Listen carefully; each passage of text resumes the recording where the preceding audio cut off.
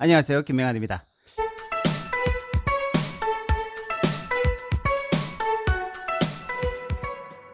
책을 가장 쉽게 잘 쓰는 방법 중에 첫 번째는, 여러분 책을 쓸 때요, 무작정 이렇게 막 쓰시는 분이 있는데, 막 본문을 쓰고 이렇게 하시는 분이 있는데, 그렇게 쓰시면 굉장히 힘들어져요. 그래서 나중에 되면 정말 자기가 뭘 하고 있는지 몰라서 중도에 포기하거나 멈추게 되고, 정말 힘들어서 책을 쓰다가 포기하시는 분이 많이 나오는 이유가 이것입니다. 그래서 첫 번째, 여러분 주제를 명확히 하세요.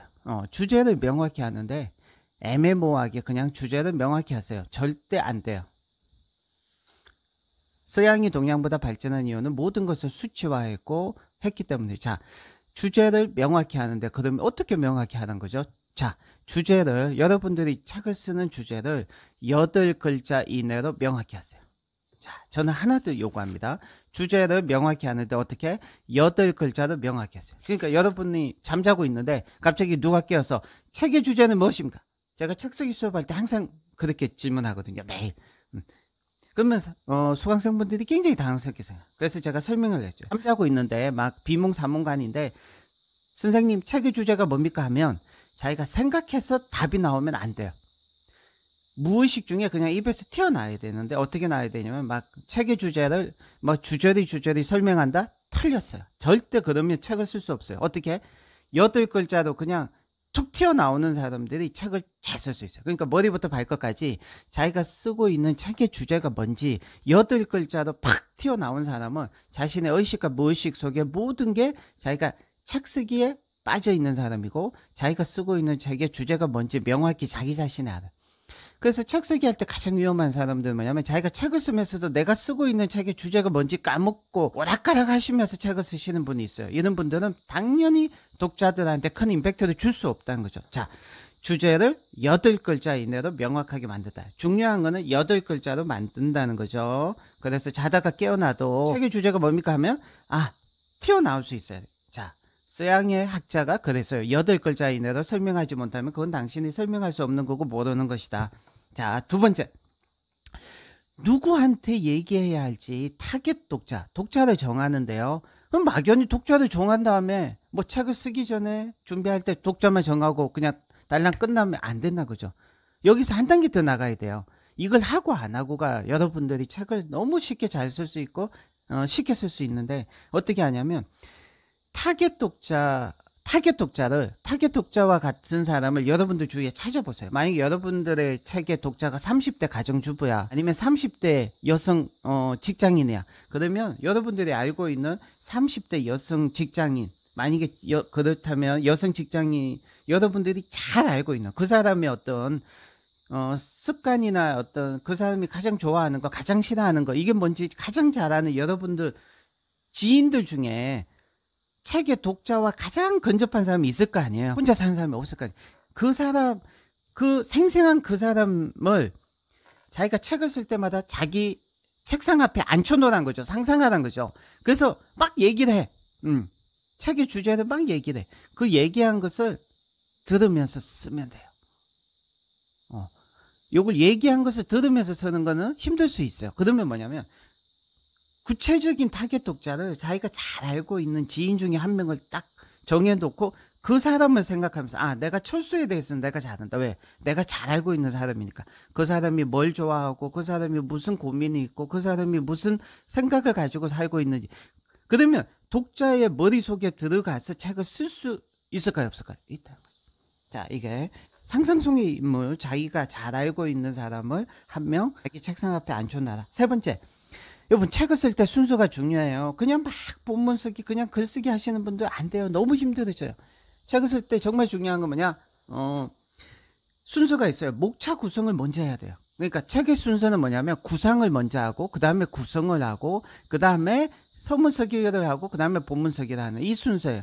그러니까 구상을 한다는 거는 뭐냐면 큰 주제, 컨셉을 정하는 거죠. 그리고 나서 세 번째, 구성을 하는데, 목차 구성을 정밀하게 디테일하게 하는데, 여기서 한 가지 팁은, 목차, 대목차, 중목차, 소목차를 굉장히 간결한 문장으로 만들어 길게 쓰면 안 돼요. 굉장히 정밀하게 디테일하게 그리고 목차 제목을 간단하게 써야 된다는 거 요걸 하나 지켜주시면 좋고요. 자, 본문 쓰기 바로 들어가지 말고 그 전에 서문 쓰기부터 해라. 서문 쓰기. 서문을 쓰실 때는 반드시 명언이나 인용, 질문 요런 걸로 시작하시는 게 아주 좋아요. 갑자기 독자의 호기심을 자극하고 흥미, 어텐션, 흥미를 유발시킬 수 있고 주의 집중할 수 있게 하니까 명언, 질문, 인용, 고사나 고전의 어떤 인용 요걸로 시작하시면 좋고요. 마무리 하실 때는 작가의 확신이 담기면 너무 좋아요. 작가의 확신, 작가의 희망. 이 책을 읽은 당신은 반드시 큰 도움을 얻을 것이라고 저는 확신합니다.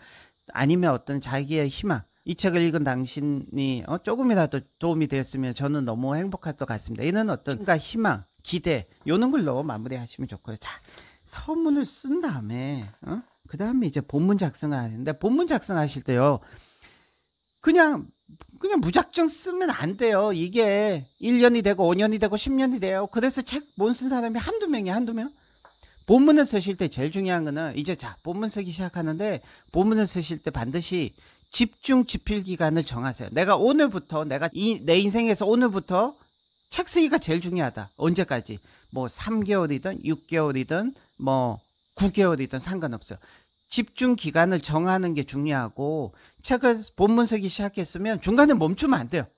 여러분 책을 막 몰입해서 쓰다가 멈추고 한 달 동안 휴가 갔다 왔다. 한 달 동안 뭐 딴 거 하고 와서 한 달 동안 뭐 중간에 멈췄다가 또 쓰다가 또 멈췄다가 또 쓰다가 이게 굉장히 힘들어져요. 저 같은 경우는 본문 쓰기 시작하면 밥도 안 먹고 잠도 안 자고 어떻게든 끝내버려. 그게 제일 편해요. 왜냐하면 본문을 쓰다가 만약에 한 달 정도 뭐 딴 걸 하고 다시 왔어. 그러면 처음부터 다시 시작해야 돼. 힘이 2배, 3배 들어요. 그렇기 때문에 책 쓰기를 시작했을 때는 3개월이든 6개월이든 책 쓰기가 우선순위가 돼야 되고, 초고를 완성할 때까지는 집중해서 하시고 멈추면 안 돼요. 멈추면 힘들다는 거죠. 자, 그러고 나서 초고를 완성하고, 이 초고가 막 거칠고 맞춤법도 틀리고 그러지만 이 초고가 완성되고 나서는 그러면 이제 숨을 돌리시면 돼요. 그리고 나서 본문 쓰기 할 때 집중 기간을 둔다는 건 다른 말로 뭐죠? 마감 기한을 정해 놓는 거예요. 내가 원래 크리스마스까지는 이 책을 다 쓴다. 여러분 책 한 권이 되기 위해서는 A4가 120페이지가 돼야 돼요. 200자 원고지 한 1000매 정도는 돼야 돼요. 최소한. 그러니까 A4 한 장 쓰면 200자 원고지 7장에서 8장 쓰는 거예요. 자, 그래서 그렇게 자, 그리고 책을 쉽게 잘 쓰는 어떤 마음적인 어떤 비법이 있어요. 그건 뭐냐면 절대 여러분 잘 쓰려고 하지 마세요. 잘 쓰려고 하면 이게 말이죠. 인간이라는 게 간사해서 잘 쓰려고 하면 한 글자도 막 쓰기가 힘들어요. 부담감 때문에. 잘 쓰려고 하면요. 그러면 한 글자도 못 쓰는 것보다는 많이 쓰는 게 훨씬 더 성장하고 잘 쓸 수 있거든. 그러니까 잘 쓰려고 하지 말고, 어떻게 잘 쓰려고 하지 않으면 어떻게 해야 돼요? 어깨에 힘을 빼라는 거죠. 어깨. 저 보세요. 어깨에 항상 힘이 없잖아. 어깨에 힘을 빼고 계속 뭐 어쩔 수 없어요. 팔자니까. 책 쓰는 사람은 계속 이렇게 어깨를 못 펴. 어깨가 아파 죽을 때까지. 그러나 팔자인데 어떻게? 자, 어깨에 힘을 빼고 그냥 막 쓰세요. 여러분 어깨에 힘 들어가는 사람들은 1년 안에 다 망하고 다 없어져요. 보세요. 제가 10년 동안 계속 어깨에 힘 빼고 계속 책을 쓰니까 학교에서 시험 치면 1등도 있지만 꼴찌도 있잖아요.